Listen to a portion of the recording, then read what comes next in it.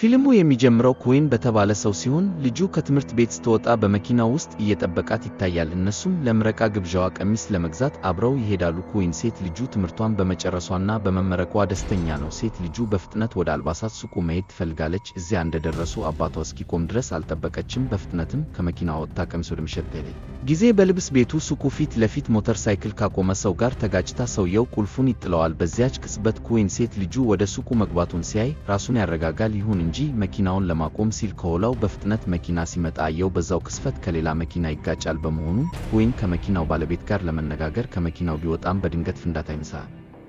ሱቁ ፊት ለፊት ሞተር ሳይክሌቱ ላይ ቦምብ ነበረ። ከዚያም ሱቁና በዙሪያው ያሉት አካባቢዎች ሙሉ በሙሉ ወድመዋል። በፍንዳታውም ብዙ ሰዎች ተገድለዋል። ኩዋን በፍንዳታው ኃይል ጉዳት የደረሰበት ቢሆንም በፍጥነት ተነስቶ ልጁን ለማየት ወደ ሱቁ ሲሄድ እንመለከታለን። ወደ አንድ ጋዜጠኛ ያን እንሄዳለን። IRA በብሪታንያ ዓለም አቀፍ ባንክ ቦምብ እንደፈነዳ ይነግረዋል። ይህ የሆነበት ምክንያት ብሪታንያ ሰሜን አየርላንድን ተቆጣጥራ ለምትገኘው የብሪታንያ የፋይናንስ ተቋማት ድጋፍ ነው። የቃላቱን እውነተኝነት ለማረጋገጥ የቡድኑ አባላት ስለሚጠቀሙበት ሚስጥራዊ ኮድ ይነግረዋል። እነዚህ ፍንዳታዎች ሰሜን አየርላንድ ነጻ እስክትወጣ ድረስ እንደሚቀጥሉ ያውቃል። ከጨረሰ በኋላ ከጥቂት ቀናት በኋላ አዘጋጁም በብሪታንያና በአየርላንድ መካከል ያለው የሰላም ሂደት እንደገና ወደ ዜሮ እንደተመለሰ ይነግረዋል። አዘጋጁ ጋዜጠኞቹ ፍንዳታውን የፈጸሙትን ሰዎች መርምረው እነማን እንደሆኑ ለማወቅ ጥያቄ ያቀርባል። ከዚያም ኢያን አደጋውን በፊልም ለማየት ወደ ፍንዳታው ቦታ ሄደ። ነገር ግን ኩዋን በፍርስራሹ መሃል ተቀምጦ የልጁን አስከሬን ይዞ ለመሄድ ፈቃደኛ አለመሆኑን ሲያይ ተጎዳ። ኩዋን አንድያ ልጁ መሞቷን መረዳት ስላቃተው የተደናገጠ ይመስላል። ሁለት የሥራ ባልደረቦቹ ወደ ተገኙበት ቤት ሲሄድ እናያለን። እንደገባ በፍንዳታው ስንት ሰው እንደሞተ ይጠይቃቸዋል። ዜናው 12 ሰዎች መሞታቸውንና 36 ሰዎች መቁሰላቸውን ለማወቅ ተችሏል። ከዚያም ፖሊሶች ማንኛውንም አየርላንዳዊ ተጠራጣሪ እየፈለጉ ስለሆነ በዚህ ቤት ውስጥ መደበቅ እና መጠበቅ እንዳለባቸውና ቤቱን ጥለው መሄድ እንደሌለባቸው ይስማማል። ሊያም የሚባል ሰው በአየርላንድ መንግስት ውስጥ የምክትል ሚኒስትርነቱን ቦታ ይይዛል። ሊያም ከወዳጁ ጋር ነው። ስሙ ማጊ ይባላል። ሆቴሉ ውስጥ ነው። ሊያም ስለ ፍንዳታው የሚነግሩት በርካታ መልእክቶች ያስገርሙታል። ከዚሁ ጎን ለጎን ባለቤቱ ማርያም ወደ እርሱ ትመጣለች። ምክንያቱም ቀድሞ በነበረው ምሽት ወደ ቤቱ አልተመለሰም ነበር። ስለዚህ ሊያም ይዋሻት ነበር። በስራ እንዳለበት ይነግራታል። በሚቀጥለው ቀን በተከሰተው ፍንዳታ ምክንያት በቀጣይነት በሚያደርጓቸው ስብሰባዎች ምክንያት ወደ ቤቱ መመለስ አልቻለም።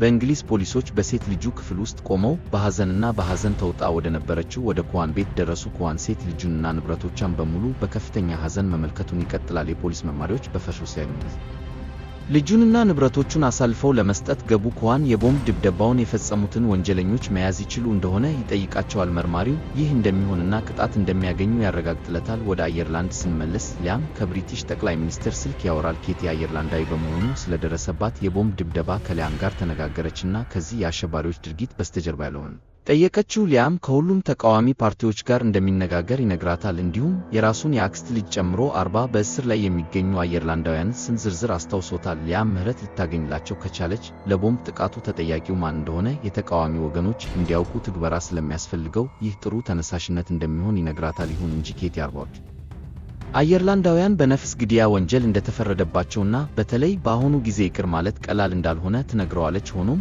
በዚህ ጉዳይ ላይ እንደምታስብ ቃል ገባችለት። ከዚያ በኋላ ሊያም ከተቃዋሚ ፓርቲዎች አመራሮች ጋር ተገናኘ። ሊያም የቦምብ ድብደባውን ያካሄደውና ፓርቲም የየትኛው ፓርቲ አባል እንደሆነ ማወቅ ፈልጎ ነበር። ይህን ያደረጉት ጽንፈኞች እንደሆኑና ከብሪታንያ ስምምነት ስጋት ላይ እንደሚጥሉ ይነግራቸዋል። ሊያም የቦምብ ፍንዳታውን የፈጸሙት ሰዎች ከአንዱ የተቃዋሚ ፓርቲ አመራሮች ጋር ግንኙነት እንዳላቸው ያውቃል። አንዳቸውም ጥያቄውን በቀጥታ እንደማይመልሱ ያውቃል። ስለዚህም የብሪታንያ ባለስልጣናት የፈንጂውን ነገር ለይተው ማወቅ እንዲችሉ ይነግራቸዋል። በተጨማሪም ይህ ቁሳቁስ በጦር መሳሪያ ሱቆች ውስጥ ካሉት ቁሳቁሶች መካከል አንዱ ሲሆን ሊያም እያንዳንዱ ወገን ያላቸውን የጦር መሳሪያ ሱቆች ሙሉ በሙሉ እንዲያጣራ የጠየቀው ለዚህ ነው።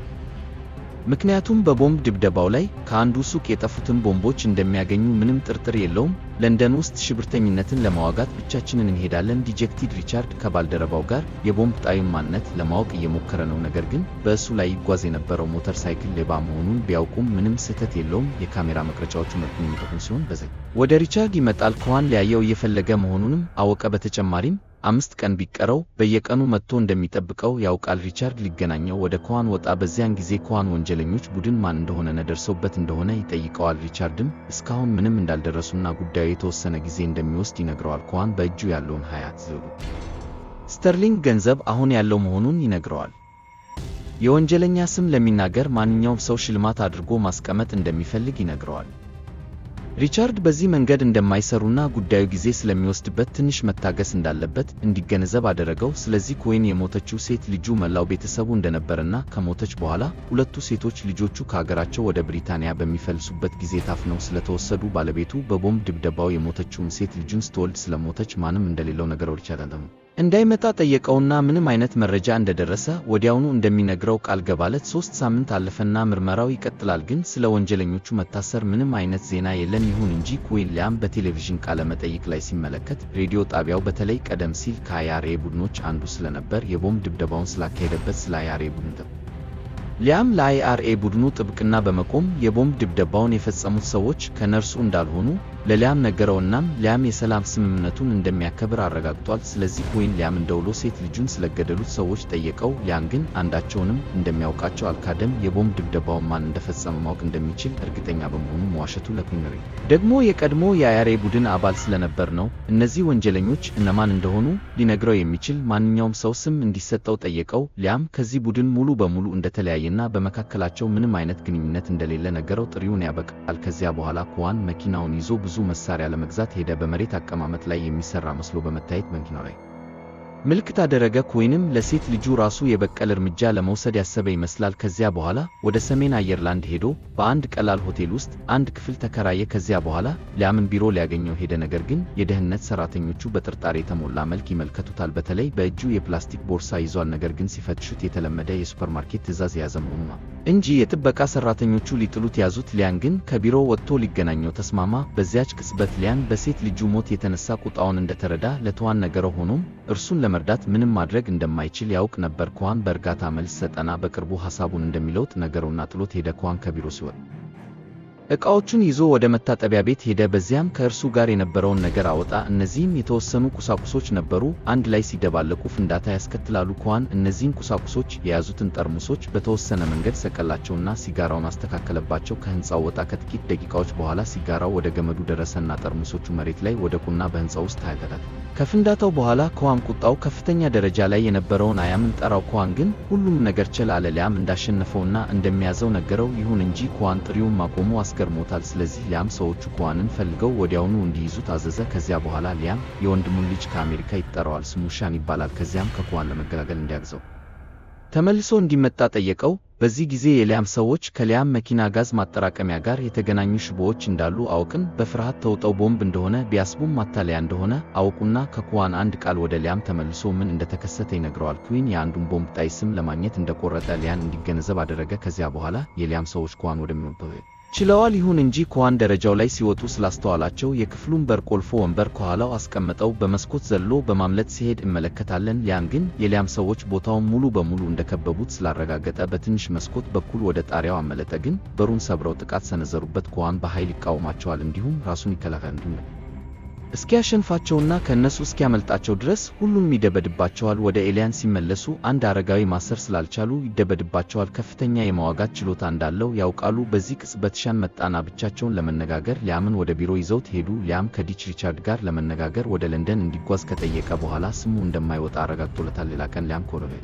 ምግብ ቤት ይሄዳል። ነገር ግን ከጥቂት ጊዜ በፊት ሲስማት ከማጊ ጋር ፎቶ ይዞ መልእክት ሲደርሰው በጣም ደነገጠ። ስዕሉ በውስጡ የተጻፈ መልእክት ነው። የሰዎቹ ስሞቹን እና መልእክቶቹን ከሱ ይፈልጋሉ እና ሊያም ኩዋን እየተመለከተው እንዳለ እና ፎቶውን አንስቶ ይህን መልእክት የላከው እንደሆነ ተረድቷል። በዚያን ጊዜ ለንደን ውስጥ ከሪቻርድ ጋር ተገናኘ። እናም ስለ ሊያም መልእክት ይነግረዋል። እናም አይአርኤ ከተከሰተው የቦምብ ድብደባ ጋር ምንም ግንኙነት እንደሌለው እና ይህን ያደረገው ከተቃዋሚ ፓርቲዎች የመጣ ሰው እንደሆነ ይነግረዋል። ነገር ግን ሊያም አሁን አያውቅም። ይሁን እንጂ ሊያም ይህን ለማወቅ እቅድ አወጣ። እቅዱ ከተቃዋሚ ፓርቲ አባላት ጋር ለመግባባት የሚጠቀምበትን ኮድ ይቀይራል እና ለአንዳንዱ ፓርቲ የተለያዩ ይሰራጫል። ዳግም ጥቃት ቢፈጸም እና ድርጊቱን የሚፈጽሙት ኮዱን ካወጁ ለጥቃቱ ተጠያቂው የትኛው ወገን እንደሆነ ሊያም ያውቃል። ሪቻርድ በሻን አባባል ይስማማል፣ ነገር ግን በአንድ ሁኔታ ላይ ነው። ሊያም በዚህ ጉዳይ ላይ የተካፈለው ማን እንደሆነ እንዳወቀ ራሱ እንዲያዘው በግሉ ያሳውቀዋል። ከዚያም ሪቻርድና በሁኔታው ተስማማና የተከሰተውን ነገር ለሊያም ሊያሳው ከመለሰ ወደ ቤቱ ይሄዳል። በመሆኑም ኩዋን ደርሶ ይጎዳኛል የሚል ስጋት ስላደረበት በከተማው ውስጥ ካለው ቤቱ ይበልጥ አስተማማኝ ይሆናል። ነገር ግን ኩዋን ሊያምን እያንዳንዱን እንቅስቃሴ እየተከታተለ ነበር። ወደ እርሻው መኪናው በአቅራቢያው ባለው ጫካ ውስጥ እንዳለ እዛም እንደሚደበቅ እና መኪናውን ማምልክት በዛፍ ቅርንጫፎች እንደሚሸፍን እንመለከታለን። ማታ ማታ ኩዋን ተደብቆ በእርሻው ውስጥ መጋዘን ውስጥ ገብቶ ቦምብ ይተክላል። ሆኖም ከጠባቂዎቹ አንዱ ኩዋን መኖሩን ስላስተዋለ እሱም ፍለጋ ይሄዳል። በመሆኑም ኮዋን ጥቃት ያደርስበት እና ራሱን ስቶ ይወድቃል። ከዚያም አንድ ያልታወቀ ሁለተኛ ዘበኛ መጥቶ የሥራ ባልደረባው መሬት ላይ ተኝቶ ሲያገኘው ይገረማል። ነገር ግን ድንገት ኮዋን ጥቃት አድርሶ ራሱን ያተርፋል። ከዚያም ካሰራቸው በኋላ ከመጋዘኑ ርቆ በሚገኝ ቦታ ጥቂት ጊዜ በኋላ በመጋዘኑ ውስጥ ያለው ቦምብ ፈንድቶ ሊያም በፍርሃት ተውጦ ከቤቱ ወጣ። ሰዎቹ ሁሉ እሳቱን ለመቆጣጠር ተሰበሰቡ። በዚያን ጊዜ ሊያም የሽማግሌውን ጥንካሬ አቅልሎ ስለሚመለከት ተጨማሪ ጠባቂዎችን እንዲጠራ ከረዳቱ ኪም ጥያቄ ጠየቀ። በማግስቱ ግን ሊያምና ሰዎቹ የሌላ ፍንዳታ ድምፅ ይሰማሉ። ስለዚህ ፍንዳታው ወደደረሰበት ቦታ ሮጠው ከስሩ በተቀበረው ቦምብ ፍንዳታ አገኙ። ሊያም ቦምቡ በሩቅ መሳሪያ እንዳፈነዱት ከኪም ይሰማል። ይህም ማለት ኮዋን በእርሻው አጠገብ ባለው ጫካ ውስጥ ተደብቆ ይገኛል ማለት ነው። ስለዚህ እርሱን ለመፈለግ በመኪናቸው ውስጥ በፍጥነት ይንቀሳቀሳሉ። ነገር ግን ኮዋን በየቦታው ወጥመዶችን አስቀምጥቶ አንድ በአንድ ማስወገድ ይጀምራል። ነገር ግን ኬን ሲሸሽ አየውና ተኩሶ ትከሻውን ሊመታው ቻለ። ነገር ግን ኮዋን መሸሹን ቀጠለና ከስፍራው ርቆ ከሚገኝ ዛፍ ጀርባ መደበቅ ቻለ። ስለዚህ ኪም ተመልሳ በመከታተል ረገድ የተካነ ሰው እንደሚያስፈልጋቸው ለሊያም ትነግረዋለች። ስለዚህ ሊያም የወንድሙ ልጅ ሽን ይህን ማድረግ እንደሚችል ይነግረዋል። ነገር ግን ሊያም የማያውቀው ነገር ሽን ከባለቤቱ ከማርያም ጋር እያጭበረበረበት እንደሆነና ሊያም ደግሞ ኮዋን ለመያዝ እንደሚያስፈልገው ይነግረዋል። እናም የሆነውን ሲያውቅ ይህ ሰው በእርግጥ በከፍተኛ ደረጃ እንደሰለጠነና ከእርሱ ጋር እንደሚሆን ይነግረዋል። በሚቀጥለው ቀን በዚህ ጊዜ በጫካ ውስጥ ኮዋን ትከሻውን ሲያክም እናያለን። ኮዋን ደግሞ በሕገወጥ የኢሚግሬሽን ጀልባ ላይ ጥቃት በሚሰነዝሩበት ወቅት የባህር ላይ ወንበዴዎቹ አፍነው ከወሰዷቸው በኋላ ሴት ልጁን እንዴት እንዳወስዱ እያቃጠለ በህመም ላይ ይገኛል። ያንን በተመለከተ ደግሞ ስለ ኮዋን ማንኛውንም መረጃ ለማወቅ ይሞክራል። እናም ኮዋን በምስክር ወታደራዊ ፋይሎች መካከል ፋይል እንዳለው ሲያውቅ ይገረማል። ሊያም ኮዋን በጦር ሰራዊቱ ውስጥ የልዩ ሰራዊት ወታደር እንደነበረና ከብርቱ ታጋዮች አንዱ እንደሆነ ይታወቃል። ከዚያም ማርቆስ ከሚባሉ የተቃዋሚ ፓርቲ መሪዎች መካከል አንዱ መጥቶ ሊያም ቤት በጦር መሳሪያ መሸጫ ሱቆች ውስጥ የተቀመጠው ዕቃ ፈንጂዎቹ ከማርቆስ የተገኙ መሆናቸውን የሚያረጋግጥ መሆኑን ያውቃል። እዚህ ላይ የሚገርመው ነገር ሊያም ወገኖች የቦምብ ፍንዳታውን እንደሚፈጽሙ አውቆ እሱም ተስማምቶ ነበር። ነገር ግን ስምምነታቸው ምንም አይነት የሰው ጉዳት ሳያደርሱ የገንዘብ ተቋማትን ለማፍረስ ነበርና በማርቆስ ላይ ይጮቫል። ማርቆስ ይህን ጥቃት የፈጸመው አንዱ ወይም ፈንጂዎቹን ከሱቆቹ እንዴት እንደሰረቋቸው እንደማያውቅ ነገረው። ሊያም ጉዳዩን እንዲሸፍንለት ጠየቀው። ወይም መዘዙ ከባድ ይሆናል። ከዚያም ሄዶ እስኪያስብና ምላሽ እስኪሰጠው ድረስ በእርሻ ቦታው ላይ እንደሚቀመጥ ነገረው። ማታ ላይ ሊያም ወደ ቢሮው ገብቶ ኮዋን ከኋላው ሆኖ ሽጉጥ ደቀነበት። የፈንጂ ቀበቶ እንደለበሰ ነገረውና የቦምብ ድብደባውን የፈጸሙ ወንጀለኞች ስሙ እንዲነፍት ይገረማል። ሊያን እቅድ እንዳወጣና በተቃዋሚ ፓርቲዎች መካከል ያለውን የሐሳብ ልውውጥ ኮድ እንደቀየረና ማንኛውም የቦምብ ድብደባ ከተከሰተ በኋላ ለደረሰው የቦምብ ድብደባ ተጠያቂው ማን እንደሆነ ያውቃል። ኮዋን አንድ ቀን ብቻ እንዳለውና በማግስቱ ወደ እሱ እንደሚመለስ ነገረው። በሚቀጥለው ቀን ሪቻርድ ምርምሩን ከባልደረባው ጋር ይቀጥላል። የቦምብ ፍንዳታውን የፈጸመው ሰውዬ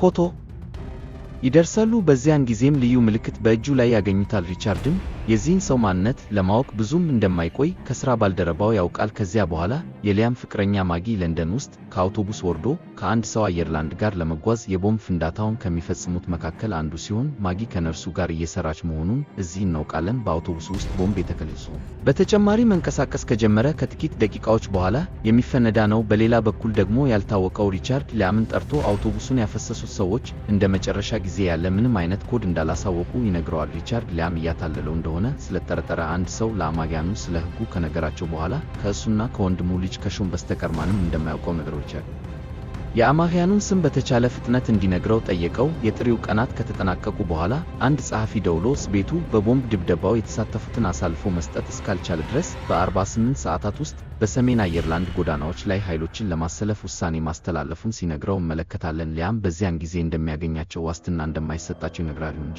ሲሰለፉ የሰሜን አየርላንድ ሕዝብ ሰርቶ ማሳያ እንዲሆን ስለሚያደርጉ አማጊያኑ የሚፈልጉትን ነገር በትክክል ያደርጋሉ። ስለዚህ ካት ጉዳዩ ከእጅዋ እንደወጣና ጥሪውን እንዳጠናቀቀ ትነግረዋለች። ከዚያም ከሰዎቹ አንዱ ገብቶ በቀደመው ቀን ሲያን ወደ ቤቱ ሲገባና ከማርስ ጋር ብቻውን ሲቀመጥ እንዳየነገረው። ከዚያ በኋላ ማርያም ከቤት ወጥታ የተቃዋሚው ፓርቲ መሪ ማርቆስን አግኝታለች። ሊያን ማርያም ከሺን ጋር እያጭበረበረችው እንዳለች ብቻ ሳይሆን ከማርቆስ ጋር ዝምድና እንዳላትና እየተፈጸመ ባለው የቦምብ ድብደባም በእርግጥ እጅ እንዳላት ተረድቷል። ወደ ሪቻርድ እንሄዳለን። ሪቻርድ ባንኩን ያፈነዳውን ሰው ማንነት ደረሰ። ስሙ ፓትሪክ እንደሆነ እንማራለን። ሪቻርድ የተቃዋሚው ፓርቲ መሪ ማርክን በመጠጥ ቤቱ ውስጥ ሲገናኝ የሚያሳይ ቪዲዮ ይመለከታል። ሪቻርድ ላም ደውሎ ነገረው። በአሁኑ ወቅት ሊታሰር በመሆኑ ክትትል እየተደረገበት መሆኑንም ያሳውቃል። ይህ የሆነበት ምክንያት ለተከሰተው የቦምብ ፍንዳታ ተጠያቂ የሆነው የፓርቲው መሪ የማርቆስ ወዳጅ በመሆኑ ነው። የማርክ መኪና ወደ እርሻው ሲቃረብ እንዳየነገረውና ሪቻርድ የማርቆስ ማርቆስን ቦምብ ጣይ አውሮፕላኖች ስምና ቦታ እንዲናዘዝ ቀኖቹን ጠየቀናም ረዳቱ አድርጎ ይቆጥረዋልናም ጥሪው ካበቃ በኋላ ሊያም ማርቆስን ለመቀበል ሄደ። ማርቆስንም እንዳየው ጥቃት አደረሰበትና እንደሚገድለው አስፈራራ። እንዲሁም የቦምብ ድብደባውን የፈጸሙትን ሰዎች ስምና የተደበቁበትን ቦታ እንዲናዘዝ ያስገድደዋል። ሊያም በቦምብ ጣይ አውሮፕላኖች መካከል ማጊና ስም ሲያገኝና በዚያን ጊዜ ማርክ ስለ እርሱ ሁሉንም ነገር ልትነግራቸው ወደ እርሱ እንድትቀርብ እንደፈቀደ ላስረዳ ደንገሰሰ። ለማናዘዝ ሲል ለመግደል ወሰነ። ከዚያ በኋላ የቦምቡን ጣይ አውሮፕላኖች ስምና ለንደን ውስጥ አድራሻቸውን ለሪቻርድ አሳውቆታል። በተጨማሪም በዚያን ጊዜ በጫካ ውስጥ ኮዋንን እያሳደደ ያለውን እና ኮዋን ከተሸነፈ ዝርዝሩን እንዲሰጠውና ሕይወቱን እንዲያድን ኮዋንንና ሴት ልጁን የገደሉትን ሰዎች ስም እንደሚልክለት ይነግረዋል። በእርግጥም ሺን ኮዋንን ማሸነፍ አልቻለም። እሱ የሚችለው አንዱ ነው እና ኮዋን ሊገድለው ይችላል። ነገር ግን አምፕ ያደርጋል። እናም እሱም በማሰር እና ከፊት ለፊቱ በመቀመጥ እና ስለ ቦምብ ጣይ አውሮፕላኖች ስም በመጠየቅ እርካታ አለው። ኮዋን የእነሱ ስምና የሚኖሩበት አፓርታማ አድራሻ እንዳለው ሲያውቅ በጣም ተገረመ። በዚህ ጊዜ ይፈታውና እንዲሄድ ፈቀደለት። ሻን ወደ ሊያን እንደተመለሰ ሊያን ማርያምን እየተመለከታት እንደሆነና በመካከላቸው የተፈጸመውን ነገር ሁሉ እንደሚያውቅ ሲነግረው አገኘው። ማርያም ስለ ሲፈር ታውቃት እንደሆነ ጠየቀው። በመሆኑም ሺን ሁሉንም ነገር እንደነገራት ተናዘዘለት። ይህ የሆነው በእንግሊዝ ፖሊስ የተገለጸው ወንድሟን ለመበቀል ስላልቻለ ሊያምን እንደምትጠላ ከእሷ ሲያውቅ ነው። ሊያም ማር ከእርሱ መረጃ ለማግኘት እንደጠቀማት ይነግረዋል። ምክንያቱም ከቦምብ ድብደባው በኋላ ሲፈር እንዲቀየር እና እንዲታሰሩ ሲፈር ንገረው። ሊያን በስታይን በጣም ተበሳጭቶ ለሚስዮን እንደሚያስፈልገው ነገረው። በመጨረሻም ከዚያ በኋላ ያደርጋል። እንደገና ፊቱን ለማየት ይፈልጋል። በማግስቱ ፖሊሶች ቦምብ ጣይ አዛውንቱ የሚኖሩበትን ቦታ በሪቻርድ መሪነት ከበቡት። ጥቃት የሚሰነዝሩበትን ትዕዛዝ እየጠበቁ ነው። በዚያች ቅጽበት ኮዋን የጋዝ ኩባንያ ሰራተኛ መስሎ ብቅ አለ። እንዲሁም የህንፃው ባለቤት ባልታወቀ ሁኔታ ቦምብ ጣይ አውሮፕላኖች ወደሚኖሩበት አፓርትመንት ይወስደዋል። ይህ የሆነው የጋዝ ፈሳሽ እንዳይኖር ለማድረግ እንደሚፈልግ ከተገነዘበ በኋላ ነው። ኮዋን እንደገባ ፓትሪክንና የሥራ ባልደረቦቹን ያገኛሉ። ኮዋን ምንም አይነት እርምጃ ከመውሰዱ በፊት ፓትሪክንና የሥራ ባልደረቦቹን እንዲሁም አብሮት ያለውን መሳሪያ ከረጢት ይመረምራል። በቦርሳው ውስጥ መሳሪያ ሲያገኙ ይገረማሉ። ስለዚህ ሊገድሉት ይፈልጋሉ። ነገር ግን በመሆኑም ኮዋን ማንም ሳያየው በፍጥነት ከስፍራው ጠፋ። በዚያች ቅጽበት የፖሊስ ኃይሎች የሚፈነዳ ሶስተኛ ቦምብ እንዳለ ከቀናት በፊት መረጃ እንዳላቸው እንማራለን። ስለዚህ ማጊን እስከ ቦምቡ ኢየን ኤንድ ላፕቶፕ በተባለ ጋዜጠኛ ላይ መሆኑን ሳትሽሽቅ አምና ሳታውቀው እሱን እንደምታውቀውና ቦምቡን ላፕቶፕ ውስጥ እንደተከለች ትነግራቸዋለች። ነገር ግን ድንጋጤው ኢየን በዚያን ጊዜ መሆኑና የብሪታንያ ጠቅላይ ሚኒስትር በሚጓዝበት አውሮፕላን ላይ መገኘታቸው ነው። ነገር ግን የፖሊስ ኃይሎች ኢያን ወደ አውሮፕላኑ ከመሳፈሩና ላፕቶፑን ወስዶ ከአውሮፕላኑ ርቆ በሚገኝ ቦታ ላይ ከማፍሰሱ ከጥቂት ደቂቃዎች በፊት ደረሱ። ከዚያ በኋላ ፖሊሶች ማጊን ገደሏት። ወደ ሳን ሄድንና ሊያም ከተቃዋሚ ፓርቲዎች ጋር ግንኙነት እንዳለው የሚያሳይ ማንኛውም ማስረጃ ለመድረስ የሚችል ማርያምን የመግደል ኃላፊነት እንደሰጠው ሰማን። ከዚሁ ጎን ለጎን ኮዋን ተደብቆ ሊያምና አምፕስ ቤት ገብቶ በካፌው አብሮት የነበረችው ሴት አፓርትመንት ውስጥ ከያቸው ወንጀለኞች አንዷ መሆኗን ይነግረዋል። ይህ ማለት በደረሰው የቦምብ ፍንዳታ እጁ አለበት ማለት ነው። ለቀናት ይምላልና ማንም ሰው ጉዳት እንደሚደርስበት እንደማያውቅ ይነግረዋል። ነገር ግን ኮዋን ቃላቱን ችላ ብሎ ያስገድለው ፎቶ በኢንተርኔት ላይ ያስቀምጠዋል። እናም ኮዋን አሸባሪ መሆኑን መላው ዓለም እንደሚያውቀው ይነግረዋል። ከዚያም ኮዋን ልጁን ገዳይ ከተበቀለ በኋላ ትቶት ወደ ሕይወቱ ተመለሰ። በስተመጨረሻ ኮዋን ወደ ሚስቱ ተመለሰ። በመፍራቱ ምክንያት የሚሞት መስሎት ነበር። አቀፈው። ፊልሙ ያበቃል።